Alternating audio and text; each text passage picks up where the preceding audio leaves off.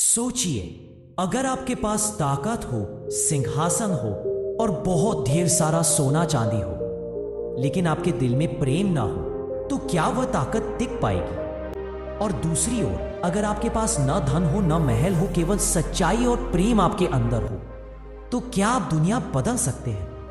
यही है हमारी आज की कहानी। तो चलिए दोस्तों, सुनते हैं आज। राज्य सूर्यनगर अपने समय में एक समृद्ध राज्य था। खेत लहलहाते थे, व्यापारी दूर दूर से व्यापार करने आते थे और मंदिरों में घंटियां गूंजती रहती थी। लेकिन कुछ दिनों में सब कुछ बदल गया जब राजा विक्रमादित्य की महत्वाकांक्षा बढ़ गई। राजा को लगा कि ज्यादा कर्ज वसूलने से राज्य और मजबूत होगा, लेकिन हुआ कुछ उसका उल्टा। गांवों में अन्न खत्म होने लगा और किसान भी कर्ज में दबने लगे और भूख से बच्चे रोने और बिलखने लगे। फिर भी राजा अपने महल में जश्न मनाता, नाच गाने करता और सोने की बरसात में डूबा रहता था।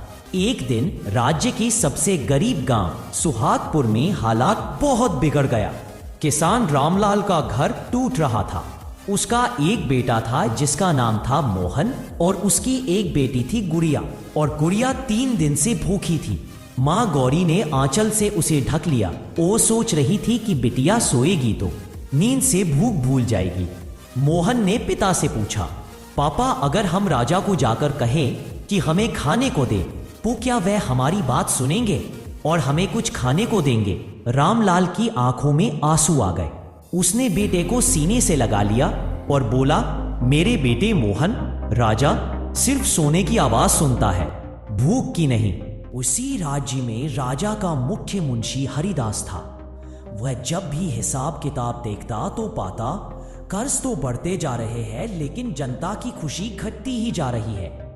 वह बार बार राजा से कहता, महाराज, राज्य जनता से है, अगर जनता भूखी रही तो राजमहल की दीवारें भी कमजोर हो जाएंगी।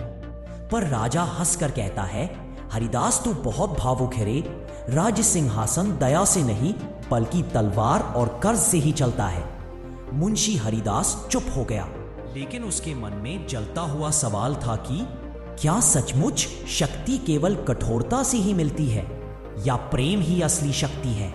एक रात मुंशी हरिदास जब गांव की ओर गया तो उसने देखा आकाश से एक चमकती हुई रोशनी उतरी और खेत के पास एक चमत्कारी पक्षी आकर बैठा।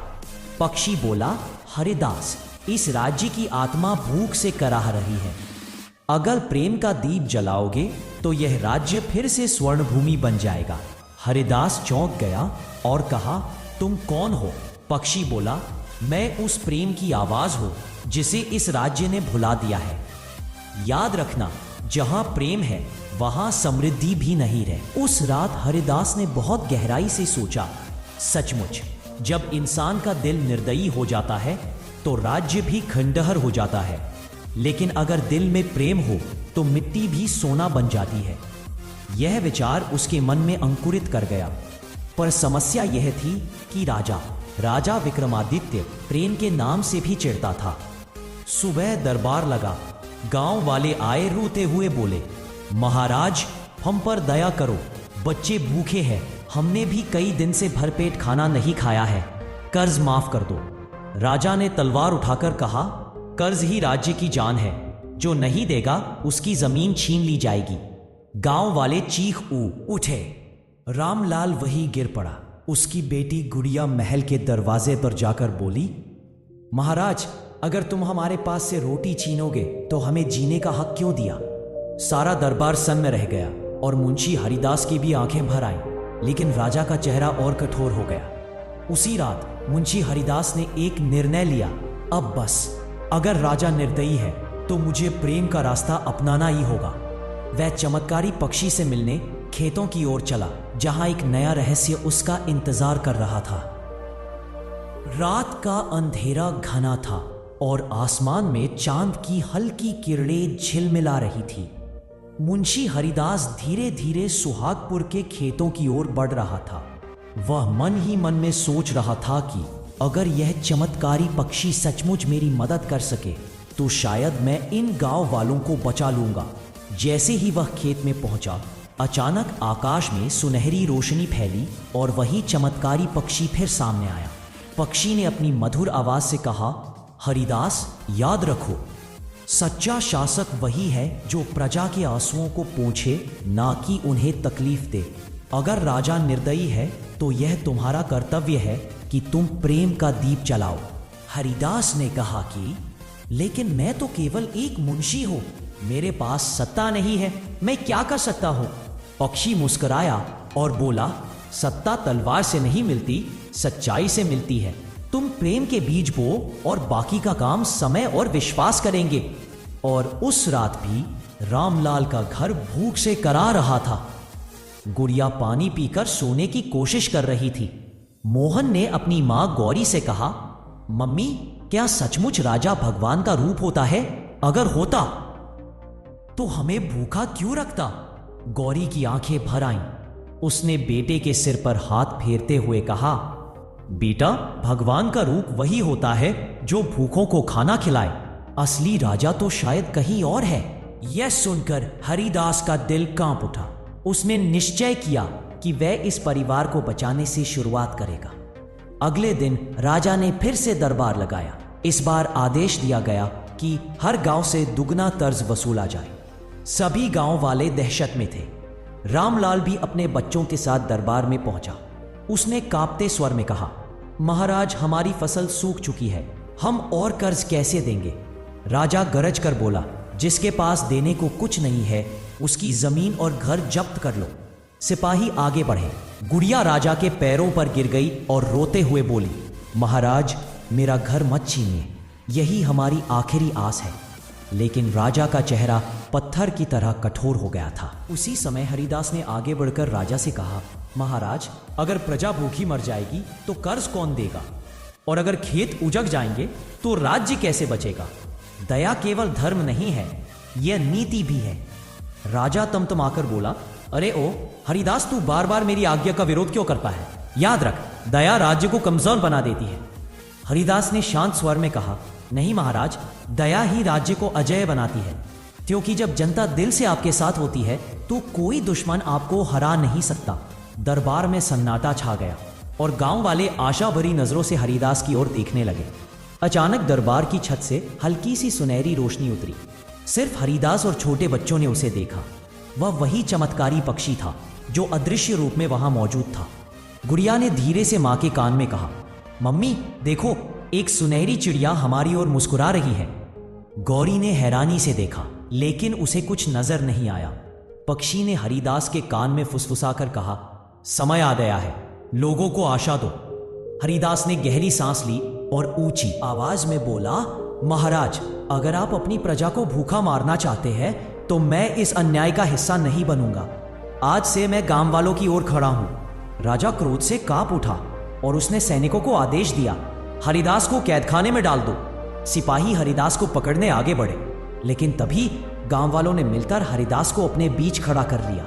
रामलाल ने ऊंची आवाज में कहा, अगर हमारे मुंशी जी को कैद किया तो पहले हमें कैद करना होगा। गांव वाले एक स्वर में चिल्लाए, दया चाहिए, कर्ज नहीं, हमारी भूख मिटाओ, हमारी जमीन मत छीनो। और पूरा दरबार गूंज उठा। राजा ने गुस्से में तलवार खींची और गुस्से से बोला, तुम सब मेरी सत्ता को चुनौती दे रहे हो।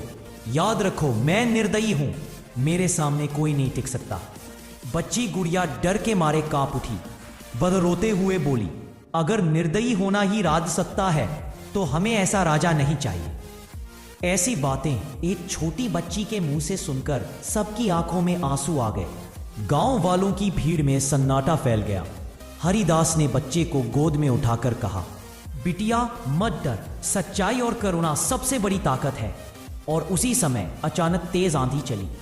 दरबार के स्तंभ हिलने लगे। आकाश से फिर वही सुनहरी रोशनी उतरी और पूरा दरबार जगमगा उठा। सबने देखा, एक सुनहरी चिड़िया हवा में मंडरा रही थी। इस बार वह सबको दिखाई दे रही थी। चिड़िया की मधुर आवाज गूंजी और उसने कहा, राजा विक्रमादित्य, याद रखो, निर्दयता से राज्य टिकते नहीं, ठह जाते हैं। प्रजा की भूख तुम्हारे राज्य का पतन लाएगी। अगर अभी भी सुधर जाओगे तो सूर्यनगर फिर से सोने की भूमि बन सकता है। राजा हक्का बक्का रह गया। वह पहली बार डर से कांप उठा। दरबारियों में फुसफुसाहट होने लगी। क्या सचमुच प्रेम ही असली शक्ति है? क्या यह चमत्कार हमें बदलने आया है? गांव वाले आशा से भर उठे और गुड़िया ने हाथ जोड़कर कहा, हे सुनहरी चिड़िया, हमें भूख से बचा लो। चिड़िया मुस्कुराई और बोली, बेटी, जहां दिल साफ हो वहां भूख नहीं रहती। हरिदास, अब तुम्हें जनता को जागरूक करना होगा। राजा का चेहरा कठोर था, लेकिन उसके भीतर अब डर बैठ चुका था। उसने मन ही मन ठान लिया, हरिदास और यह चिड़िया दोनों मेरी सत्ता के लिए खतरा हैं। मैं इन्हें खत्म कर दूंगा। दूसरी ओर हरिदास ने प्रजा को संगठित करने की शुरुआत कर दी। उसके दिल में विश्वास था, अगर लोग एक हो जाएं, तो निर्दयी राजा भी झुक जाएगा। और यहीं से शुरू होता है असली संघर्ष, प्रेम और निर्दयता का युद्ध। राजमहल में दूसरी सुबह का सूरज लाल था और राजा विक्रमादित्य का चेहरा भी उसी सूरज की तरह तमतमाया हुआ था। उसने दरबारियों से कहा, हरिदास और वह सुनहरी चिड़िया दोनों मेरे राज के लिए सबसे बड़ा खतरा है।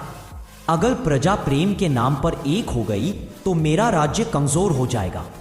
उसने आदेश दिया, गांवों पर और सख्ती करो। जो हरिदास का साथ दे उसकी जमीन और घर जला दो। सिपाही झुककर राजा का आदेश मन के निकल पड़े। सुहागपुर गांव में माहौल डर और उम्मीद दोनों से भरा था। लोग कहते, राजा अब और निर्दयी हो गया है, तो कोई कहता है लेकिन अब हमारे पास मुंशी हरिदास और वह चमत्कारी चिड़िया है। रामलाल अपने पड़ोसियों से बोला, अरे भाइयों, अगर हम एकजुट न हुए तो राजा हमें मिटा देगा। अब हमें डरकर नहीं, राजा से डटकर जीना होगा। गांव वालों ने हामी भरी, हाँ ठीक कह रहे हो रामलाल भाई। उन्होंने मिलकर अनाज बांटे और एक दूसरे के बच्चों को खिलाने और भूख से लड़ने का प्रण लिया। गुड़िया ने मुस्कुराकर कहा, देखो हमारी सुनहरी चिड़िया सही कहती है, जहां दिल साफ हो वहां भूख नहीं रहती। उस रात जब हरिदास खेतों में गया तो चमत्कारी पक्षी फिर से आया, लेकिन इस बार उसने एक बड़ा रहस्य खोला। हरिदास, क्या तुम जानते हो मैं कौन हूं? हरिदास ने सिर झुकाकर कहा, नहीं, हे दिव्य पक्षी, आप कोई देवदूत लगते हैं। पक्षी बोला, मैं इस राज्य की आत्मा हूं। जब राजा दयालु था तब मैं शक्ति और समृद्धि के रूप में राज्य के हर कोने में चमकता था, लेकिन जब निर्दयता बढ़ी तो मैं छिप गया। अब मैं फिर आया हूं ताकि प्रेम लौटे। हरिदास की आंखें भर आईं और उसने प्रण लिया, मैं अपनी आखिरी सांस तक इस राज्य में प्रेम लौटाऊंगा। उधर महल में राजा विक्रमादित्य ने एक नई चाल चली। उसने ऐलान किया, जिस गांव से सबसे ज्यादा कर्ज आएगा उसे मैं सोने का इनाम दूंगा, और जो कर्ज नहीं देगा उसे राज्य से निकाल दूंगा। यह सुनकर गांव वाले कांप उठे। कई लोग डगमगाने लगे, कुछ लालच में आकर दूसरों के खिलाफ खड़े होने लगे।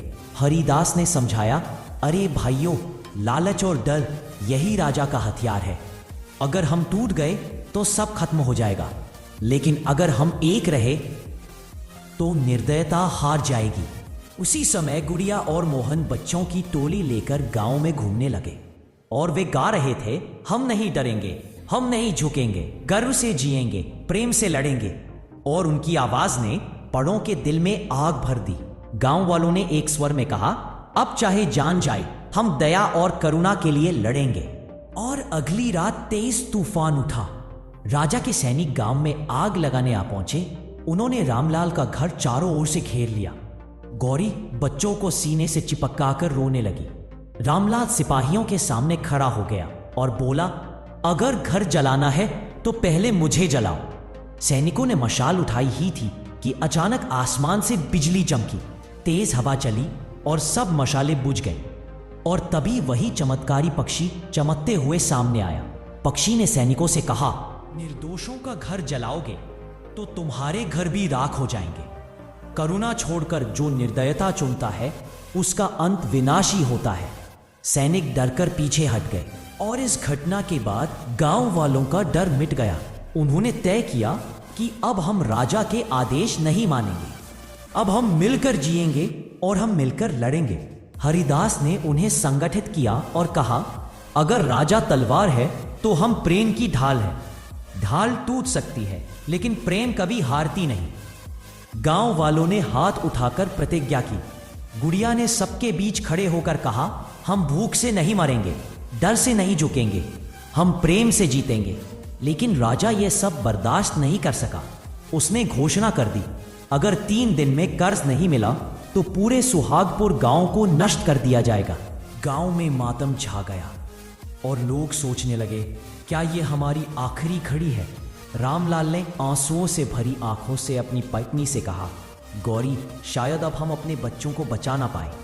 गुड़िया ने पिता का हाथ पकड़कर कहा, नहीं पापा, आप देखना, हमारी सुनहरी चिड़िया हमें बचा लेगी। उसकी मासूम आवाज ने सबके दिल में फिर उम्मीद जगा दी। तीसरे दिन की सुबह जब सूरज निकला तो पूरा आकाश सुनहरी रोशनी से भर गया। सारी प्रजा इकट्ठा होकर चौपाल पर खड़ी थी। अचानक चमत्कारी पक्षी बीचों बीच आकर बैठा और बोला, आज निर्णय का दिन है। या तो निर्दयी राजा बदलेगा या उसका राज्य ढह जाएगा। लेकिन याद रखो, प्रेम हमेशा जीतती है। गांव वाले जोर से चिल्लाए, हम प्रेम के साथ हैं। उनकी आवाज इतनी बुलंद थी कि महल तक पहुंच गई। राजा क्रोध से कांप उठा और उसने सेना लेकर गांव पर चढ़ाई का ऐलान कर दिया। गांव वाले, महिलाएं, बच्चे हरिदास के पीछे खड़े हो गए। रामलाल ने कुदाल उठाई, औरतों ने चूल्हे की लकड़ियां उठाई, बच्चों ने पत्थर जुटाए। हर कोई कह रहा था, अब चाहे जो हो, हम प्रेम की रक्षा करेंगे। हरिदास ने हाथ उठाकर कहा, याद रखो, हम लड़ने नहीं, जीने के लिए खड़े हैं। निर्दयता हार जाएगी, प्रेम जीत जाएगी। आकाश गड़गड़ा उठा।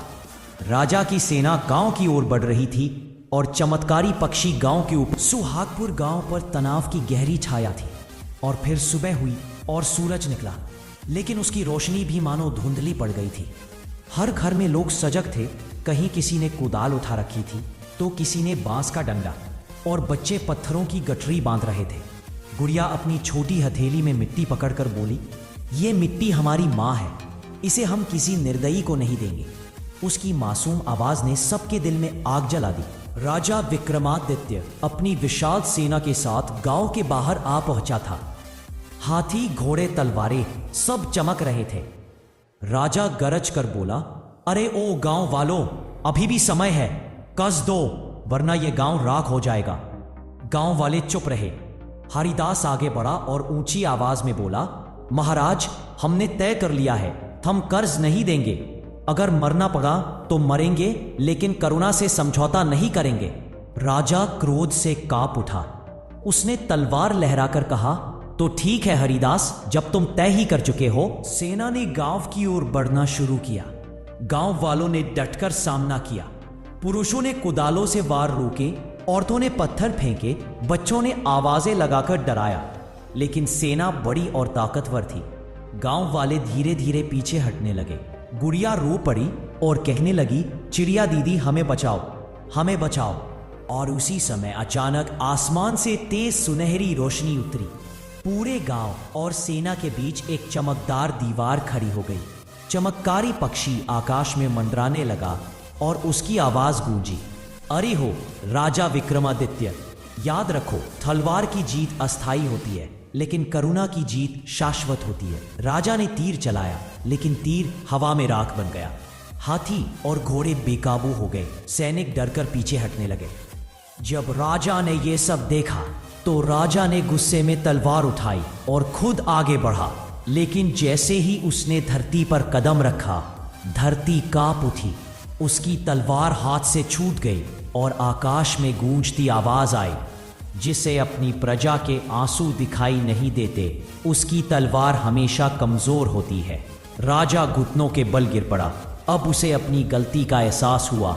उसकी आंखों से पहली बार आंसू बह निकले। उसने कहा, क्या सचमुच मैं अब तक अंधा रहा? क्या मेरी ताकत मेरी प्रजा की भूख पर बनी थी? हरिदास आगे बढ़ा और राजा के सामने खड़ा होकर बोला, महाराज, अभी भी देर नहीं हुई। अगर आप सचमुच राजा हैं तो तलवार रख दीजिए और करुणा उठा लीजिए। आपकी प्रजा आपकी ताकत है, दुश्मन नहीं। राजा की आंखें झुक गई। उसने धीरे धीरे अपनी तलवार जमीन पर रख दी।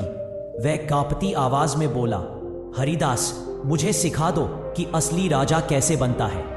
और फिर राजा ने वही आदेश दिया, आज से इस गांव और पूरे राज्य का कर्ज माफ होगा खेतों के लिए पानी की नहरें बनाई जाएंगी, कोई भी भूखा नहीं रहेगा। गांव वालों की आंखों से खुशी के आंसू बहने लगे। रामलाल ने अपनी बेटी गुड़िया और अपने बेटे मोहन दोनों को सीने से लगा लिया। गुड़िया मुस्कुरा कर बोली, देखो पापा, हमारी सुनहरी चिड़िया जीत गई। चमत्कारी पक्षी आसमान में ऊंचा उड़ गया। उसकी आवाज गूंजी, मेरा कार्य पूरा हुआ, अब यह राज्य प्रेम से चलेगा। याद रखो, जहां दिल निर्दयी होता है वहां अंधेरा छा जाता है, और जहां प्रेम और दूसरे के प्रति दया होती है वहां मिट्टी भी सोना बन जाती है। पक्षी धीरे धीरे आकाश में विलीन हो गया, लेकिन उसकी चमक हर दिल में रह गई। और राजा ने भी उस दिन के बाद से राज्य चलाने का तरीका बदल दिया। हरिदास उसका सबसे बड़ा मार्गदर्शक बना। गांव वाले मिलकर खेत संभालने लगे और फसलें लहलहा उठी। सूर्यनगर फिर से सोने की भूमि कहलाने लगा। रामलाल का परिवार खुशहाल हो गया। गुड़िया और मोहन पढ़ लिखकर दूसरों की मदद करने लगे, और हर कोई यह बात कहता था, ताकत तलवार में नहीं, करुणा में होती है। राजा वही है जो अपनी प्रजा के आंसू पोंछे। यह कहानी हमें सिखाती है, निर्दयता कभी स्थायी नहीं होती। करुणा और प्रेम ही असली शक्ति है। सच्चा नेता वही है जो दूसरों के दुख को अपना दुख समझे। जहां लोग एकजुट हो वहां कोई भी सत्ता उन्हें नहीं तोड़ सकती। और याद रखो, चमत्कार बाहर नहीं, हमारे अपने दिल में बसते हैं। वीडियो पूरा देखने के लिए आपको बहुत बहुत धन्यवाद मेरे प्यारे दोस्तों।